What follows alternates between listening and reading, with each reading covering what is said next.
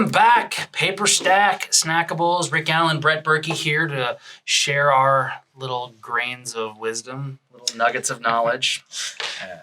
Your nuggets of knowledge. They're only as, they're free, so you get what you pay for. So take that for what it's worth. So what are we doing today? We're going to talk about some legal stuff. I am not an attorney. We will start by saying that. I'm not an attorney, so anything I'm telling you is just my opinion. I have no legal crown upon my head. I don't have any legal training. So take it for what it's worth. You should always go seek the opinion of an attorney. This is not legal advice. Disclose, disclose, disclose. Let's go. But this is a filter on Paper Stack where you have judicial and non-judicial. So people are looking at the filters on the left-hand side. And we get asked sometimes like, what's the difference between judicial and non-judicial? Yes. They'll say, well, this state, I thought you said this state is non-judicial, but it's also listed as a judicial state. And I'm like, I don't know. That's some things are weird like that. Some parts of the states are judicial, some aren't judicial. So it's a really kind of hairy. What's the difference between the two? What takes longer? So we're gonna dive in today, and we're gonna kind of do a quick hashing and try to sort it out, provide a little color so you understand what it is. By the way, that's industry term when they say provide colors, provide some more detail, some more background. So, Rick, what is the difference between, well, first off, what does judicial mean? And what does non-judicial mean? So let's start with judicial. Judicial, it means both of those terms refer to judicial versus non-judicial states is how you're going to, the method you're going to go about to get the property back if you have to foreclose. If you're going to do if it's a judicial state or there's a mortgage or deed of trust or a mortgage on the property, there's a mortgage on the property, probably it's in a judicial state, and it means you have to go through a judicial foreclosure, which means you have to go through the court system. Right. So states like Florida, states like New York, Ohio, Illinois, long foreclosure states are typically judicial states, which, it can run 6 months, a year, 2 years, 3 years in New York, who knows? It's just they're long. So judicial equals longer foreclosure states have to go through the courts. Non-judicial means you don't have to go through the courts. You go through what's called a sheriff's sale. These are generally deed of trust states or trust deed states like Georgia, North Carolina, Alabama, Texas. Now, there are some states that are both. When you record a security instrument, like a mortgage or a deed of trust, the states will accept both. Mm-hmm. So what we can do is we'll put in an Excel spreadsheet that's got a link. It's got all the states and whether they judicial versus non-judicial and an estimate on timelines and stuff like that, and some links in there. But that's really the meat and potatoes of it.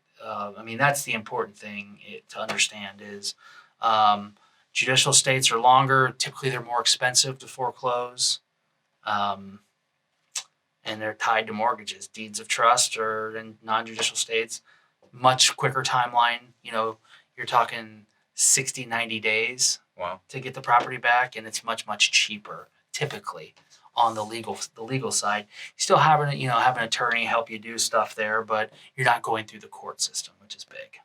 Yeah, that's interesting.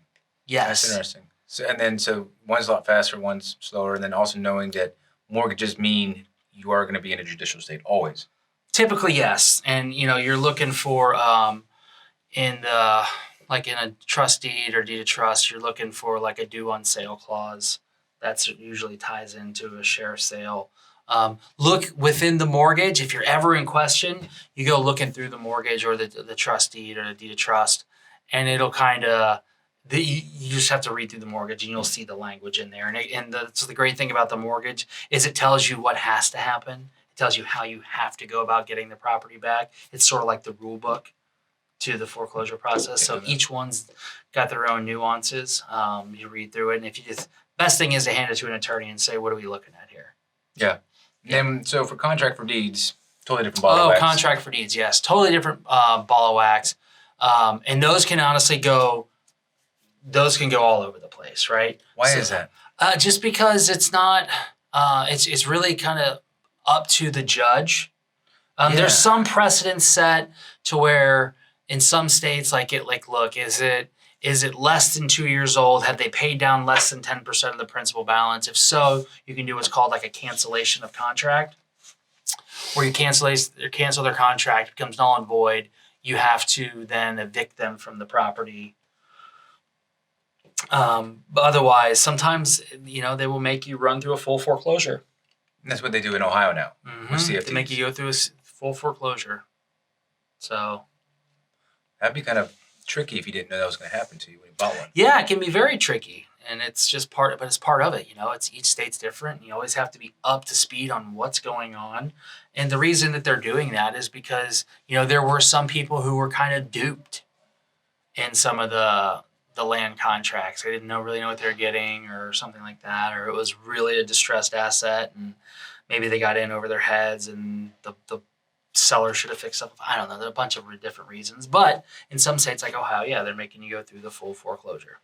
Interesting. Okay.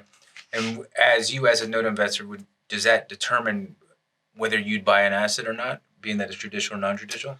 It's a piece of the puzzle that I figure and I look at, right? I mean, it's something that you for sure look at. There is going to have to be a real good case for me to buy one in New York, right? Just because I know the foreclosure timelines. There's, Illinois, Cook County is getting pretty bad. Really? Yeah, especially during COVID. Holy cow! There was, the courts were locked down. They just opened up the courts, so you had for 18 months you got stuff sitting in purgatory that you can't do anything with it. I was at judgment on 2 assets. Judgment. I was like ready to close. Ready to get a sale date, and it was just like stopped. I couldn't even get court dates until just recently. So those are always really tough. But yeah, you always look at it and say, look, what's my time frame to get the house back? You always have to figure in your worst case, and that's getting the house back. So if something is non-judicial, I know it's like, look, 90 days I can have this thing back and resell in the asset. Wow. Yeah. And why is Florida like? It's just the laws, man. It's just how you take. Yeah. Florida is a mortgage state, and Florida's much quicker now. You would think right now that you're not going to see a ton of people going through the foreclosure route because the real estate market's so hot. That it's like, look, you can just turn around and sell. You got to have some equity, or at least pretty close to break even. Right. And so, but Florida was one, and it could take 2 years to foreclose on somebody. That was back in the day when... Yeah, that was 2010. 10, 12, 13, 14. Yeah. When there was just a lot of stuff there. A lot of stuff. Zombie neighborhoods and stuff. Mm-hmm. I remember that. Yeah. Summerport. I should have bought. I drove around. I was like, we'd be the only person on the street, though. Yeah. I was like, this is kind of weird. No houses, lights off, just this house in the middle of the street. Now it's, those houses are worth $500,000-$600,000. But man. There was certainly a huge opportunity, a decade ago. To buy stuff. Even 8 years ago, you could. There's stuff. We were just talking that we bought in 2012, we bought a frame duplex. Not too far from downtown Orlando. We paid $89,000 for it. Block frame duplex, and that's $500,000 today. That's crazy. Yeah, I know. But, crazy. So. All right. Well, that kind of. Yes, judicial versus non-judicial. Judicial long, non-judicial short. Right. Judicial mortgage, non-judicial deed of trust deed. Yep. Yeah. So those are the things to pay attention to. Just know that we'll put the link in the bio or in the description. You can download it or put it in one of our support articles. So that way you can go in there and get it and see what is it? Is it a spreadsheet? Yeah, it's an Excel spreadsheet. Oh, perfect. Yeah. And if you haven't seen a lot of the other stuff in the knowledge base, we actually do put stuff in there on how to use PaperStack, how to do a lot of the things that Rick's talking about. Mm-hmm. Good little tips, things like different educators out in the space, all kinds of stuff. So yeah, if you haven't explored that, there's a wealth of knowledge over there. But yeah, if you like this, please give us a thumbs up. Of course, we're trying to get to 1,000 subscribers. If you're watching this, you probably already subscribed. So maybe share it with somebody. So share it with a friend.